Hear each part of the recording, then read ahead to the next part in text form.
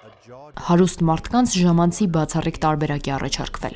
Նրանք Սարայևո քաղաքի պաշարման ժամանակ վճարել են շրջափակված քաղաքացիների վրա բարձունքից կրակելու, այսպես կոչված դիպուկահարների տուրիզմին մասնակցելու համար։ Այս պնդումն արել են 90-ականների վերջին 11,000 խաղաղ բնակչի կյանք խլած հակամարտությունից ողջ մնացածները։ Այդ հայտարարության հիման վրա Միլանի դատախազները հետաքննություն են սկսել։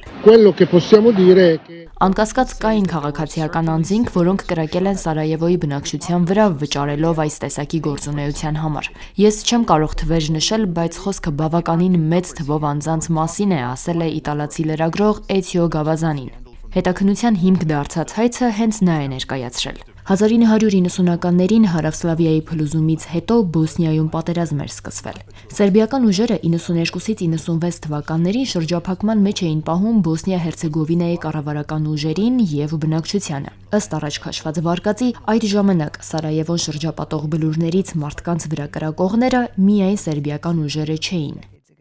Իմ տեսած մարդիկ անշուշտ սովորական մարդիկ չէին, նրանք բարձր պաշտոններ զբաղեցնող մարդիկ էին եւ այդպիսով նրանք նաեւ պաշտպանված էին, ասում է նույնականանալ չցանկացող վկաներից մեկը։ Այս վարկածն առաջ քաշողներից մեկը Բոսնիայի ռազմական հետախուզության նախկին սպա Էդին Սուբասիկն է։ 1993 թվականին ես տեղեկացա Սարայևոյի Սաֆարիի գործի մասին, ստանալով ինֆորմացիա գերի ընկած սերբ զինվորից։ Նա վկայություն է տվել Սարայևոյի մարտադաշտում օտարերկրացիների ներկայության մասին, ովքեր ի տարբերություն շատ ուրիշների զինվորներ չէին, այլ արևմտյան երկրներից, մասնավորապես Իտալիայից եկած քաղաքացիներ։ Իտալացի լրագրողը այս գործով հետաքննությունը սկսել է դեռ 3 տարի առաջ 2022-ին։ Այդ ժամանակ էր, որ Միրան Զուպանիչը Սարայևոյի Սաֆարի վավերագրական ֆիլմով պատմեց մարդասպանություն կատարելու կամ դիտելու համար կազմակերպվող էքսկուրսիաների մասին։ Նախկին ծովային Ջոն Ջորդանին 2007 թվականին Հաագայում վկայություն է տվել այս մարդկանց մասին։ Նա կամավոր հրշեջ էր Սարայևոյի պատերազմի ժամանակ եւ օգնում էր երկու կողմերի մարդկանց։ Նա չի տեսել, թե ինչպես են կրակում, բայց տեսել է, թե ինչպես են նրանք գալիս եւ գալիս։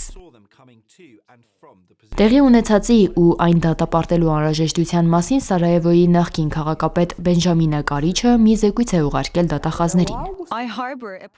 Ես հատուկ վերաբերմունք ունեմ այս հարցի նկատմամբ եւ անկեղծորեն ցանկանում եմ հավատալ, որ սկսված հետաքննությունը եւ Միլանում բացված գործը որոշ չափով կնպաստեն Բոսնիա եւ Հերցեգովինայի դատախազությունում ընթացող դատավարությանը։ Ես հավատում եմ արդարադատությանը եւ ինստիտուտներին եւ հույս ունեմ, որ 30 տարի անց մենք ի վերջո պատասխանատվության կենթարկենք մեղավորներին։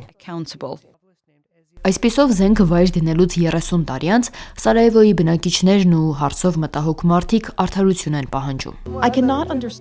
Ես չեմ կարողանում հասկանալ, թե ինչպես կարող է մեկը երեխայի սպանել զվարճանքի համար, ասում է Ֆատիմա Պոպոկովը, որի 6-ամյա որդին եւս, ինչպես ինքն է պնդում, զոհվել է զինվորական կամ պարզապես զենք սիրող ու փող ունեցող դիպուկահարի կրակից։ Ըստ գործը պատրաստած փաստաբան Նիկոլա Բրիգիդայի, այդ ամենում քաղաքական կամ կրոնական դրդապատճառներ չեն եղել։ Նրանք պարզապես հարուստ մարդիկ էին, որոնք փնտրում էին զվարճանք եւ անձնական բավարարվածություն։ Ըստ շրջանառվող վարկածի, դիպուկահար զբոսաշրջիկների խմբերը ենթադրաբար մասնակցել են զանգվածային սպանություններին եւ դրա համար մեծ գումարներ են վճարել Ռադովան Կարաջիչին, բոսնիացի սերբերի նախկին առաջնորդին։ 2016 թվականին միջազգային քրեական դատարանը նրան մեղավոր էր ճանաչել ցեղասպանության եւ մարդկության դեմ կատարած այլ հանցագործությունների համար։ Արուսյակ Կապուկչյան, Ռադիոլուր։